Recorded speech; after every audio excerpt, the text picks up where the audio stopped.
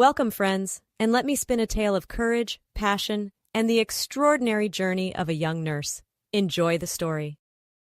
St. Mary's Hospital was abuzz with the arrival of the new nurse, Emily Johnson. Fresh out of nursing school, the bright-eyed 22-year-old was eager to make her mark. But not everyone was thrilled about the energetic addition to the staff. Lily Rodriguez, the head nurse, rolled her eyes as Emily bounced up to her in the hallway. "I can't believe I have to waste my time training the new girl," Lily grumbled to herself. At 35, Lily was jaded and bitter, resenting the pretty young nurses like Emily. "I'm so excited to learn from you," Emily gushed. "I just want to be the best nurse I can be, making sure I do all the procedures correctly, like starting IVs and dressing changes." Lily scoffed. This perky little thing wouldn't last a week, she thought to herself. Time to give her a reality check. "Well, since you're so eager, why don't you head down to the ER and deal with the drunks and addicts? That ought to wipe that smile off your face." Emily's face fell for a moment, but she quickly recovered. "I'm happy to help wherever I'm needed." She set off towards the ER with determined strides. As Emily pushed through the double doors, the smell of stale alcohol and vomit assaulted her nostrils. The ER was in chaos, drunks shouting and staggering around, nurses and doctors scrambling to restore order. But Emily took it all in stride, calmly assessing each patient and administering care with a gentle touch and soothing words. Even the most belligerent drunks calmed under her tender ministrations. Hours later, Emily was still going strong, her scrub splattered with various bodily fluids. Dr. John Harmon, the handsome head of the ER, came up beside her as she was disposing of soiled bandages. "I've been watching you all night, Emily. I must say, I'm impressed. You handled a tough situation with real skill and grace." Emily blushed at the praise from the attractive doctor. "Thank you, Dr. Harmon. I'm just trying my best. To be honest, Nurse Rodriguez sent me down here as a kind of punishment." Overhearing this, Veronica, a seasoned ER nurse, shook her head in disapproval. "That Lily always tormenting the new girls. Don't you worry, honey, you're doing great, isn't she, Dr. Harmon?" "Absolutely," John agreed, his eyes lingering on Emily's pretty face. "And please call me John. I'll have a talk with Lily about her behavior. Keep up the excellent work, Emily."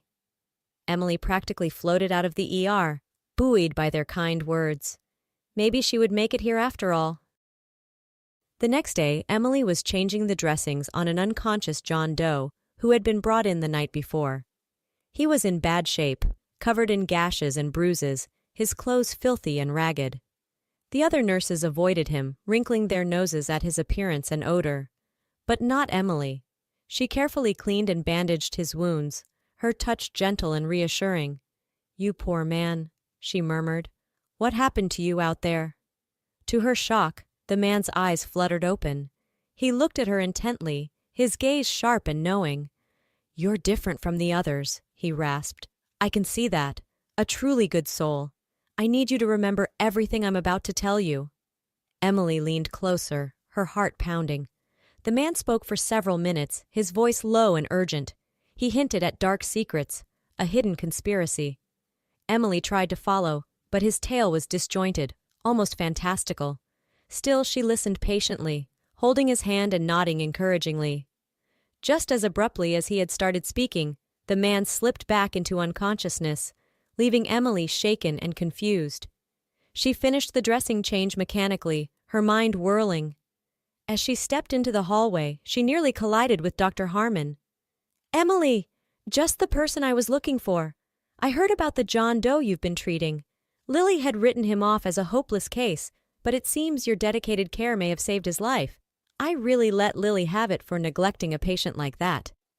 Emily's eyes widened. "You mean he's going to make it? Oh, I'm so relieved." Just then, a distinguished-looking older man in an expensive suit came striding down the hallway, flanked by two imposing bodyguards. He radiated power and importance. "Where is he? Where is my son?" the man demanded, his voice booming. Dr. Harmon approached the man cautiously. "Your son, sir? I'm afraid I don't understand." The man pointed a finger at the John Doe's room. "That man in there. He's my son, Peter Wellington II. He disappeared weeks ago after witnessing a terrible crime. I've been searching for him ever since. Is he..." Is he alive?" Emily and Dr. Harmon exchanged shocked glances. The John Doe was the son of Walter Wellington, the billionaire business tycoon.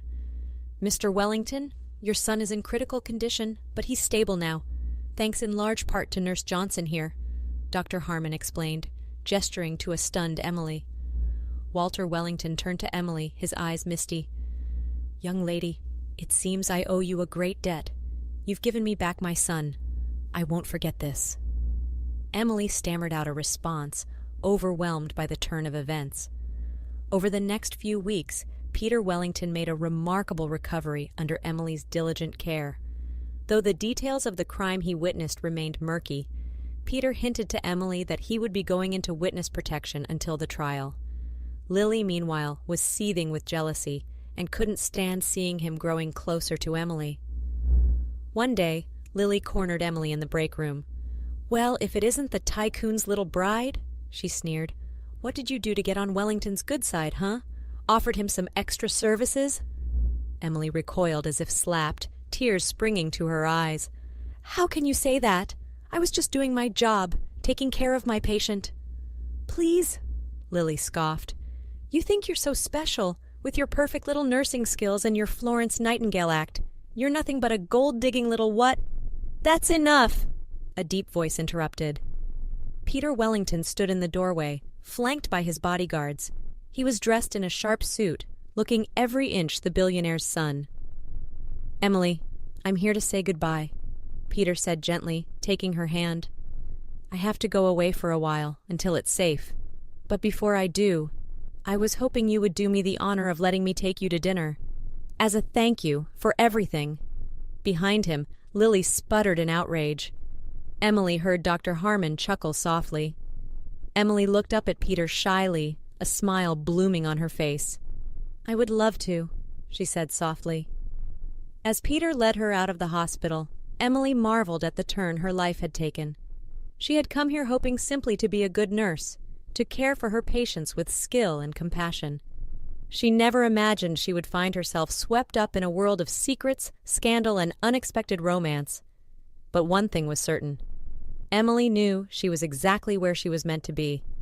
And as she looked up at Peter's handsome face, she had a feeling her adventures were only just beginning.